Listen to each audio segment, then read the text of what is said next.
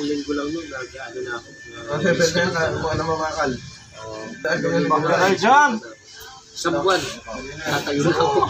Natayo. Natayo ko minsan. Yung? Pasensya na again. Maganda yun. Yun eh. Eh, nakatutok kasi siguro, tatlo yung pinag-helper. Yun yung kan natin. Talagang kailangan may goal tayo ngayon. May goal tayo sa paggawa. Mararang nagising, overtime ba yan eh? Yun yung the best, Brad. Tapos, iwas cellphone. Yahoo!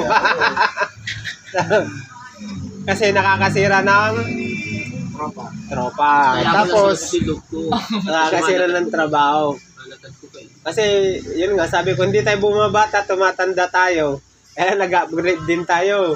Hindi nga, kasi, pag uwi natin sa mga lugar natin, may pagmamaligay kayo. Kahit motor lang, kahit sidecar lang, kahit guan lang na may pakita nyo dun. O baka sabihin nila, abaw, ang ganda ata sa laon yun. Yun lang yun. Gusto niya. Si Celo, halos marami nang alam si Celo din, kahit paano. Di ba? Kung nandun lang ako, nakatambay lang. Buti dito, kumikita ako. Sabi nga niya, biruin mo, mag-sideline lang ako. Ilang spot lang. Kailangan ko ng 50. Hindi lang 50 yung maano ko pala. 100, 200, 300. May pang-load na ako, sabi niya. Yun. Huwag niyong uubusin yung oras ninyo dun sa walang kabuluhan. Bagay. Yahoo!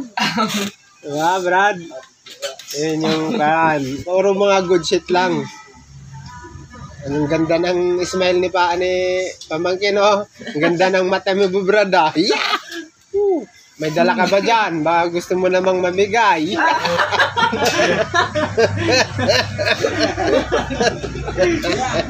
Tatagal pa nang hindi natitikman yan. Siyempre, yan, man. Tiradang ban, Brad. Good shit.